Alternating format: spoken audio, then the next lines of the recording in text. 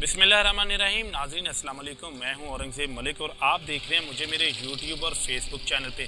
तो नाज़रीन, आज हम आपकी मुलाकात करवाएंगे ज़िला टोबा टेक सिंह की मरूफ सियासी और समाजी शख्सियत चौधरी अशफाक साहब के साथ। और क्योंकि वो एक बड़े बिजनेसमैन भी हैं और उन्होंने सियासत में जो है वो बहुत ही खिदमात जो है वो उनकी ज़िला टोबा टेक सिंह के लिए हैं, तो हम आपकी मुलाकात करवाएंगे और उनके ज़िंदगी के बारे में जानेंगे। उनके एक्सपीरियंस जो है वो कैसे रहे, पाकिस्तान पीपल्स पार्टी में भी रहे, उसके बाद काफ लीग का भी उनका एक्सपीरियंस रहा और हालिया जो है वो पाकिस्तान तहरीक इंसाफ में भी वो सीनियर नायब सदर के ओहदे पर रहे हैं। तो नाजरीन, चलते हैं ज़िला टोबा टेक सिंह और आपकी मुलाकात करवाते हैं चौधरी मोहम्मद अशफाक के साथ। चलिए मेरे साथ।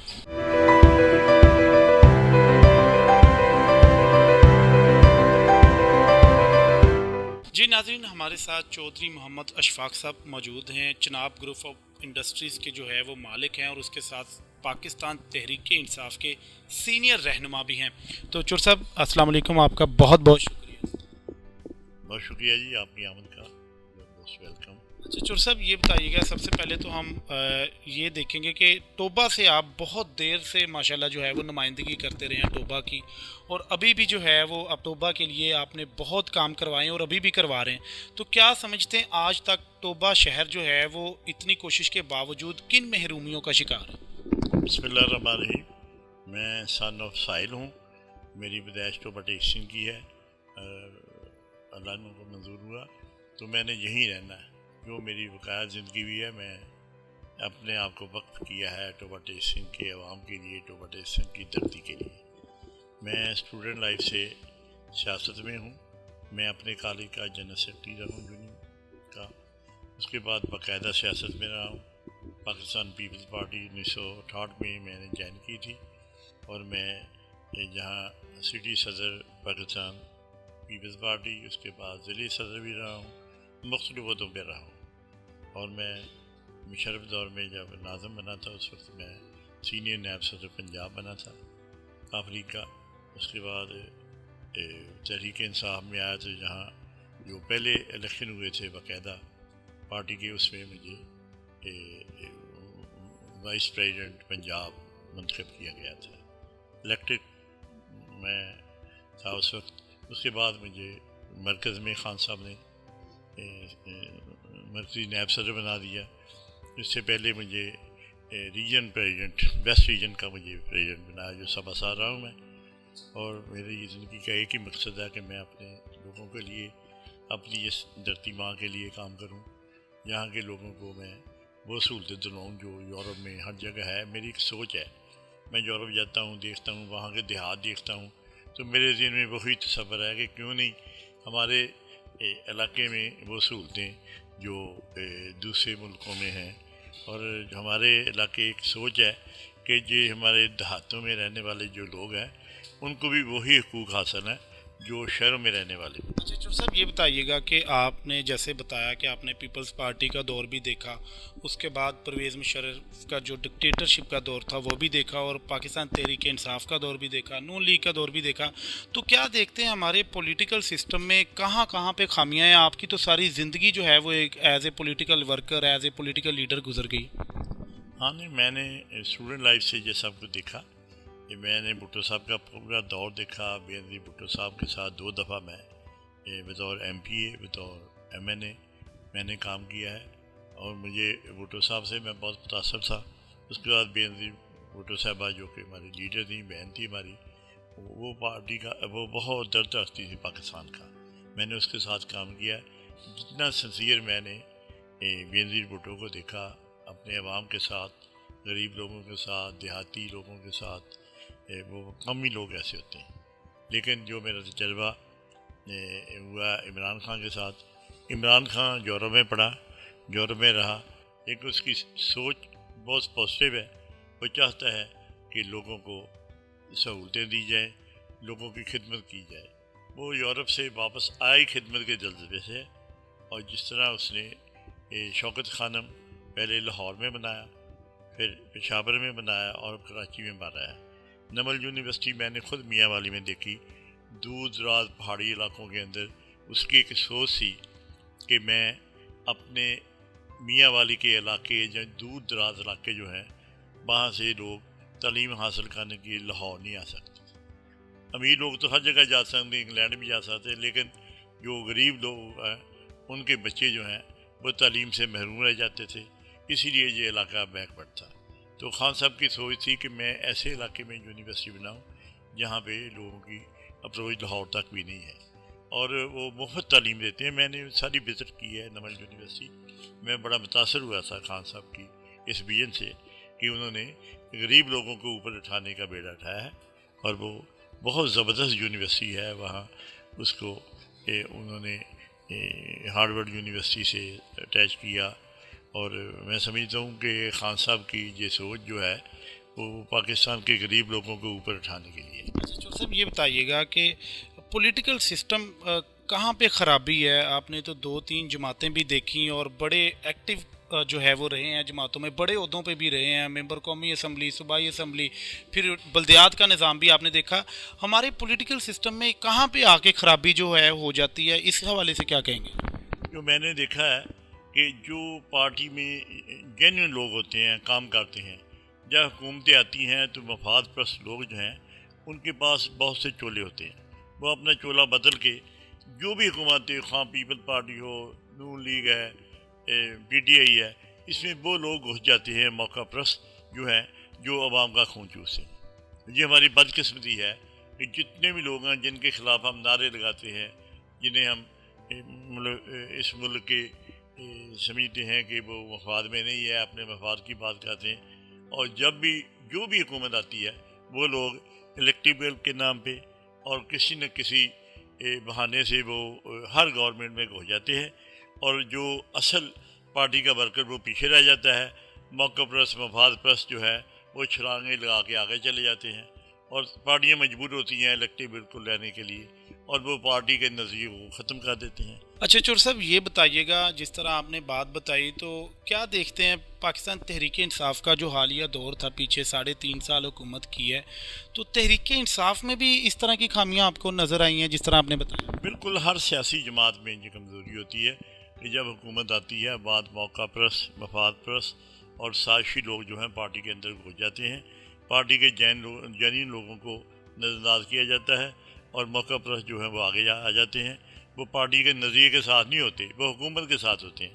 جو کہ حکومت جاتی ہے وہ لوگ ادھر ادھر اپنا راستہ۔ چور صاحب، آپ نے خان صاحب کو یہ باتیں کبھی بتائی نہیں کہ کس طرح ان کو جو ہے وہ یہ الیکٹیبلز جو ہے وہ استعمال کر رہے ہیں؟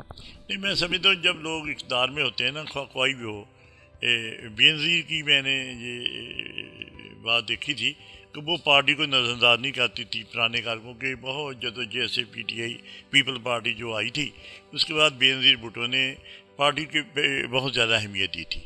جو اقتدار کے اندر بھی پارٹی کا ایک ونگ تھا، اور کچھ ایسے لوگ تھے جو پارٹی کو ہینڈل کرتے تھے، اور بے نظیر خود پارٹی کے لوگوں کو ملتی بھی تھی اور ان کے کام بھی کرتی تھی، ان کو کوٹا وغیرہ بھی دیا تھا، انہوں نے نوکریوں کا بھی اور بھی ڈیولپمنٹ میں کوٹا دیا تھا۔ لیکن بدقسمتی سے پاکستان تحریک انصاف میں یہ کمی نظر آئی ہے، اور میں جب بھی خان صاحب سے ملا ہوں میں نے سب سے پہلے پارٹی کی بات کی ہے کہ جی پارٹی کو آپ پروموٹ کریں، لیکن خان صاحب کا چونکہ پہلا تجربہ تھا، خان صاحب کو اندازہ نہیں تھا کہ خان صاحب کے دور میں پاکستان تحریک انصاف نظر انداز ہوئی ہے۔ پارٹی جن لوگوں نے پارٹی کے لیے کام کیا تھا انہیں پیچھے دھکیل دیا گیا، انہیں نظر انداز کیا گیا، نئے لوگ آ گئے اور انہوں نے پارٹی پہ قبضہ کر لیا، حکومت پہ قبضہ کر لیا۔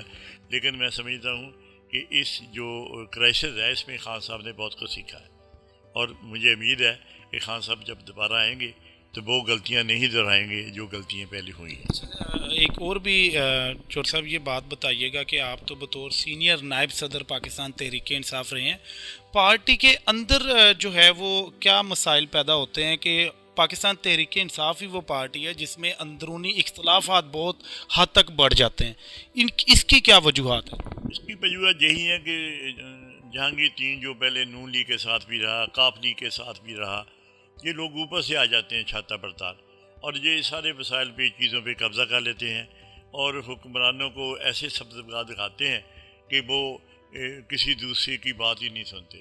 اور یہی پاکستان تحریک انصاف میں ہوا کہ علیم خان ایک قبضہ گروپ تھا، اس کا سارا مشن یہی تھا، وہ کاف لیگ میں بھی ہمارے ساتھ رہا ہے، میں اس وقت ضلع ناظم تھا، وہ وزیر بن گیا، اور یہ لوگ پیسہ خرچ کر کے آگے آ جاتے ہیں۔ اسی طرح پاکستان تحریک انصاف کا بھی یہی المیہ تھا کہ جہانگیر ترین پارٹی میں آیا اور وہ دعوے سے کہتا جی یہ کام میں نے کرایا، یہ ویسے میں نے لگائے، انویسٹمنٹ کر کے وہ آگے آ گئے۔ لیکن خان صاحب کو میں داد دیتا ہوں کہ انہوں نے ان قبضہ گروپوں کو، ان مفاد پرستوں کو تھوڑا سا روکا۔ جب چینی کا بحران آیا تو اس میں ترین ملوث تھا۔ یہ مافیا ہے ایک، یہ ہر پارٹی میں آ جاتے ہیں، اور انہوں نے آ کے چینی مصنوعی طور پہ قلت پیدا کی۔ پہلے چینی کو ایکسپورٹ کیا، اور وہ ایکسپورٹ بھی ایسے کہ کاغذوں میں ایکسپورٹ کیا۔ اچھا چور صاحب، یہ بتائیے گا کہ ایک اور بھی سوال ہے آپ سے کہ آپ نے پیپلز پارٹی کا دور بھی دیکھا، بطور لیڈر بھی دیکھا، بھٹو صاحب کے ساتھ کام کیا، اور بہت زیادہ دیر آپ نے بے نظیر بھٹو صاحبہ کے ساتھ کام کیا۔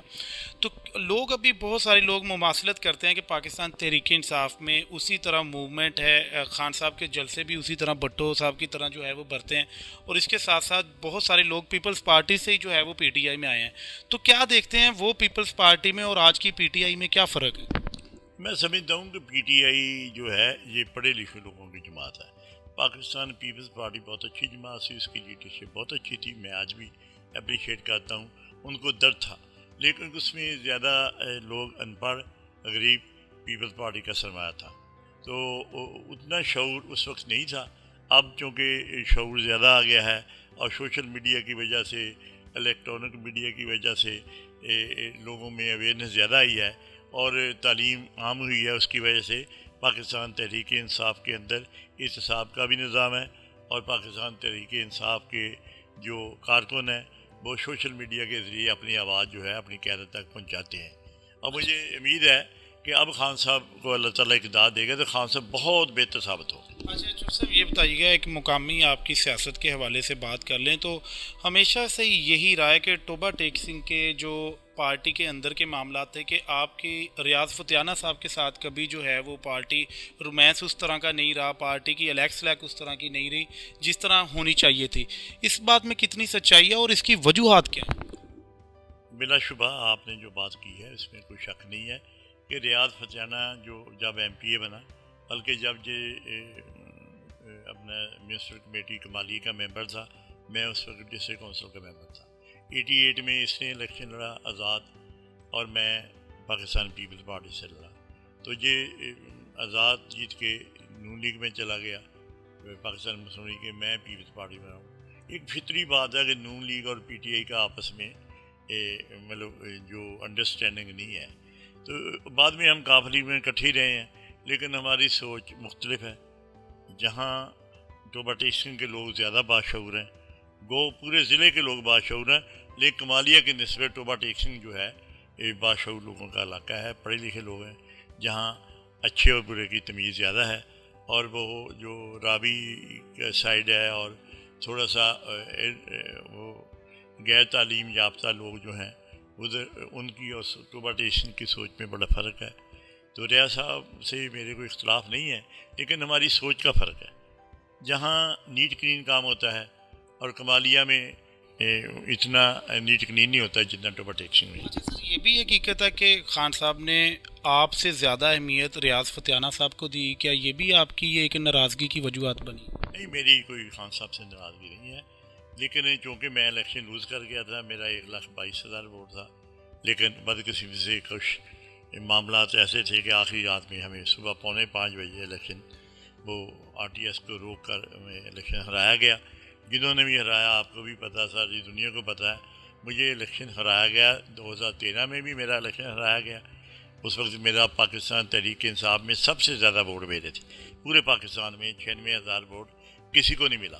اس وقت عمران خان کو 91,000 ووٹ ملا تھا، شاہ محمود کو 93 ملا تھا، اور میں نے پاکستان تحریک انصاف میں پورے پاکستان نے سب سے زیادہ ووٹ لیے تھے 96,000، لیکن اس کے باوجود مجھے ہرا دیا گیا کہ ان کو 2 یکسیت دلوانی تھی، اور مجھے بھی اپروچ کیا تھا کہ اگر آپ پی ٹی آئی چھوڑ کے نون لیگ میں آ جائیں تو آپ کو ہم ایم این اے بنا دیں گے، لیکن میں نے کہا نہیں، میں پاکستان تحریک۔ ایک اور بھی بات بتائیے گا کہ آپ کا اپنا ذاتی ووٹ بینک بھی کہتے ہیں بہت زیادہ ہے شروع سے ہی، کیونکہ آپ نے ٹوبہ ٹیک سنگھ کے لیے بڑے کام کروائے ہیں، تو یہ بھی ایک ہماری بات سننے میں آئی ہے کہ جیسے ہی آپ نے ضلعی ناظم کی ایک بار دستبرداری کا اعلان کیا تھا کہ اس سال آپ نے الیکشن اس بار نہیں لڑنا، تو اس کے بعد پھر آپ کے لیے جیتنا مشکل ہو گیا اور جنید انوار کی فیملی جو ہے وہ تب سے جو ہے وہ آپ کو لیڈ کری ہے.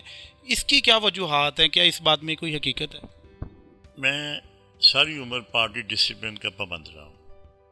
کبھی بھی میں نے پارٹی ڈسپلن نہیں توڑا، اب بھی نہیں توڑا. پہلے بھی پیپل پارٹی اپنی جو پارٹی اس وقت میری پارٹی نے فیصلہ کر دیا تھا کہ آپ نے الیکشن نہیں لڑنا، یا تو میں پارٹی سے بغاوت کرتا تو جہاں میں پارٹی کا حکم مانتا. میں نے پارٹی کا حکم مانا اور میں نے الیکشن نہیں لڑا. مجھے بہت زیادہ پریشر تھا پبلک کا، کونسلر کا، ہمارے گروپ کا، لیکن میں نے کمٹمنٹ کی تھی، میں نے اپنی کمٹمنٹ پوری کر دی، جس کا مجھے بہت زیادہ نقصان ہوا. میں حقیقت سمجھتا ہوں وہ فیملی سیاست چھوڑ گئی تھی، لیکن بعض نادیدہ قوتوں نے ان کو آگے لائے میرے مقابلے میں، اور آگے مصنوعی طریقے سے ان کو الیکشن جتا دیا. اس کے بعد مجھے نقصان ہوا. اگلے الیکشن میں بھی ایجنسیوں نے مجھے نہیں جیتنے دیا.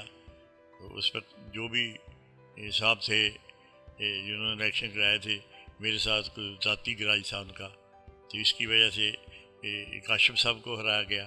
پھر 2013 میں نون لیگ کے لیے مجھے آفر کی گئی، بڑی ایفرٹس کی گئی کہ آپ آ جائیں ادھر. میں نے کہا نہیں، میں پاکستان تحریک انصاف کا کارکن ہوں، میں جو بھی حالات ہوں گے پی ٹی آئی کے ساتھ ہوں.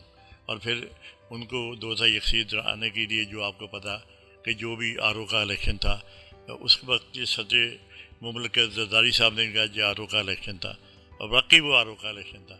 اور 2018 میں پھر انہوں نے جب عمران خان کی سیٹیں زیادہ ہو گئیں تو رات کو پھر فیصلہ کیا کہ یہ سیٹیں اچھی سیٹیں جو ہوتی ہیں زیادہ اکثریت والی، وہ 17 سیٹیں ہرائیں گئی، جس میں میرا بھی نمبر، میرے ووٹ بھی بہت زیادہ تھے، بلکہ ہارنے والی سیٹوں میں سب سے زیادہ ووٹ میرے تھے 1,22,000. تو وہ انہوں نے 17 سیٹیں آخری رات ہرائی ہیں. خان صاحب کو پتہ ہے، سب کو پتہ ہے کہ انہوں نے خان صاحب کی اکثریت کم کرنے کے لیے یہ کام کیا تھا. جو لوگ آج یہ کر رہے ہیں، انہوں نے ہی مطلب اس وقت خان صاحب کی اکثریت کم کرنے کے لیے سیٹیں کم کی تھیں، جس میں میرے ووٹ سب سے زیادہ تھے، 1,22,000 مجھے بھی ہرا دیا گیا. اچھا جوسف، یہ بتائیے گا، آپ نے بتایا کبھی آر او کا الیکشن، کبھی جو ہے وہ الیکٹیبلز کا الیکشن، کبھی جو رجیم چینج، تو آپ نے ساری زندگی بلدیات سے لے کے قومی اسمبلی تک آپ نے سیاست میں گزاری ہے. کیا دیکھیں گے کہ ہمارے ناظرین کو بھی بتائیے گا کہ یہ سسٹم ٹھیک کیسے ہوگا، کب ٹھیک ہوگا؟ آپ کی زندگی کا کیا تجزیہ ہے اس حوالے سے؟ میں سمجھتا ہوں کہ جو انسانی خدمت ہے نا، خدمت خلقہ، اس کا کوئی بدل نہیں ہے. میں سیاست کو عبادت سمجھ کے کرتا ہوں، اور ایمانداری کے میں حلفاً کہتا ہوں کہ میری سوچ ہے، M N A M P بننا سوچ نہیں ہے، بلکہ M N A M P اس لیے بنتے ہیں کہ لوگوں کی خدمت کریں، ایک ذریعہ ہے خدمت کا. لیکن بغیر ایم این اے، بغیر ایم پی بن کے بھی میں نے لوگوں کی بہت خدمت کی ہے الحمدللہ. اس دفعہ ہماری گورنمنٹ تھی تو ہم نے بہت زیادہ ڈیولپمنٹ پیکیج لائے ہیں ادھر، جہاں کی سڑکیں، ہسپتال، اسکول، اور بے شمار ہم نے ایسے کام کیے ہیں. زرعی یونیورسٹی کا جو قیام ہے وہ مکمل یونیورسٹی اس دفعہ ہوئی ہے. جب میں ناظم تھا تو زرعی یونیورسٹی کا سب کیمپس جہاں بنایا گیا تھا. تو میری ایفرٹ سے جنرل خالد مقبول صاحب کی مہربانی سے یہ بنا تھا. اب وزیر اعظم پاکستان اور وزیر اعلیٰ پنجاب کی مہربانی سے اس کو مکمل یونیورسٹی کا درجہ دیا گیا ہے. میری سوچ ہے کہ میرا علاقہ ڈیولپ ہو. میں ایک کارکن کی حیثیت سے بھی کام کرنے میں خوشی محسوس کرتا ہوں. ایم این اے پی بننے کا مقصد یہ ہوتا ہے کہ اپنے علاقے کے معاملات کی نمائندگی ہم بہتر طریقے سے کریں. اچھا سر، یہ بتائیے گا کہ ماشاءاللہ آپ کا اللہ تعالیٰ نے آپ کو ایک بڑا کاروبار دیا ہے، بڑا امپائر ہے چین ون کے نام سے، چناب گروپ آف انڈسٹریز کے نام سے. تو ایک طرف سیاست اور دوسری طرف اتنا بڑا کاروبار، یہ دونوں کیسے مینیج کرتے ہیں؟ ہمارا فیملی گروپ ہے، تو ہم 4 بھائی ہیں. میرے 3 بھائی مکمل بزنس کرتے ہیں. مجھے انہوں نے یہ سہولت دیا ہے کہ وہ مجھے سپورٹ کرتے ہیں. میرے 2 بیٹے ہیں، دونوں بزنس میں ہیں، اور میں بھی جب مجھے موقع ملتا ہے میں اپنے بزنس کے معاملات توبہ کے دیکھتا ہوں، اپنی زمینوں کے معاملات دیکھتا ہوں. لیکن زیادہ ٹائم میرا سیاست میں گزرتا ہے. تو مجھے یہ اللہ کی مہربانی سے بھائیوں کا، پہلے والد صاحب کا بہت تعاون تھا، اب بھائیوں کا، بیٹوں کا تعاون ہے. اس لیے میں آزادی سے اپنی سیاست کرتا ہوں. سر یہ بتائیے، ایک عام تاثر ہے کہ عام لوگ جو ہے وہ سیاست میں نہیں آ سکتے، یا پھر جو بڑے بڑے امپائر کے مالک ہیں ان کو مجبوراً جو ہے وہ سیاست میں آنا پڑتا ہے اپنے کاروبار بچانے کے لیے. پاکستان میں یہ ٹرینڈ بڑی دیر سے چل رہا ہے, اس بات میں بھی حقیقت ہے؟ نہیں، اس میں کوئی شک نہیں ہے کہ جو بڑے بڑے لوگ ہیں وہ انویسٹمنٹ کرتے ہیں سیاستدانوں پہ، سیاست پہ، سیاسی پارٹیوں پہ. لیکن میں تو ایک جینین پولیٹیکل ورکر ہوں. میں نے تو کالج سے اپنی سیاست شروع کی ہے، اور میں نے اپنے کاروبار میں کبھی سپورٹ نہیں کیا، بلکہ ہمارا جو کاروبار ہے وہ میرٹ پہ ہے. کاروبار مجھے سپورٹ کرتا ہے میری سیاست کو. سیاست میں نے 1 روپے کا ذمہ نہیں ہوں، نہ نے کوئی مفاد لیا کبھی گورنمنٹ سے، نہ میرے پہ کوئی دبا ہے. ڈسٹرکٹ کونسل سے لے کر آج تک الحمدللہ مجھ پہ کوئی کسی قسم کا الزام نہیں، اور میں جو ہے وہ خدمت کی سیاست کرتا ہوں. تو خدمت کی سیاست کرنے کے لیے ایم این اے ہونا، ایم پی ہونا بھی کوئی ضروری نہیں ہے. تو میری فیملی مجھے سپورٹ کرتی ہے اور میرے علاقے کے لوگ بھی. چور صاحب ایک آخری سوال ہے ہمارا، آپ کا بہت بہت شکریہ آپ نے اتنا ٹائم دیا. ایک آخری ہمارا سوال یہ ہے کہ آج تک جتنی آپ نے ٹوبا کے لیے خدمت کی ہے سیاسی طور پہ یا پھر جس طرح بھی آپ کر سکے، تو کون سی ایک ادھوری خواہش ہے کہ آپ اگلے الیکشن جیت کر جو ہے وہ ٹوبا کے لیے کون سا بڑا کارنامہ کرنا چاہتے ہیں کہ یہ ٹوبا کے لیے، ٹوبا شہر کے لیے یہ کام ہو؟ میری خواہش ہے کہ میں ٹوبا ٹیسن کے اندر ایک نئی یونیورسٹی بناؤں جس میں جدید تعلیم ہو، اور خاص طور پر میڈیکل کالج کا میرا ایک سوچ ہے. بڑی دیر سے میں کوشش کر رہا ہوں. پہلے بھی جب میں ناظم تھا اس وقت میں نے بڑی ایفرٹس کی تھی، بلکہ میں ہم نے 2 کروڑ روپے خود دینے کا بھی اعلان کیا تھا کہ یونیورسٹی گورنمنٹ ہمارا جو ہم بنا دے. لیکن اس وقت بھی جن لوگوں کی زیادہ اپروچ تھی، جن کے کوئی کور کمانڈر تھے یا کوئی اپروچ والے بندے تھے مشاہد دورے، وہ 12 کالج بننے تھے میڈیکل کالج، لیکن 3 یا 4 بن سکے. ہمارا ٹوبا رہ گیا تھا. تو ابھی میری کوشش ہے کہ اللہ تعالیٰ کوئی موقع دے تو میں ٹوبا ٹیسن میں ایک یونیورسٹی اور کے ساتھ میڈیکل کالج بنانے کا ارادہ رکھتا ہوں. اللہ تعالیٰ میری مدد فرمائے گا، میری خواہش ہے. اشفاق صاحب ہمارے ساتھ موجود تھے. چور صاحب آپ کا بہت بہت شکریہ.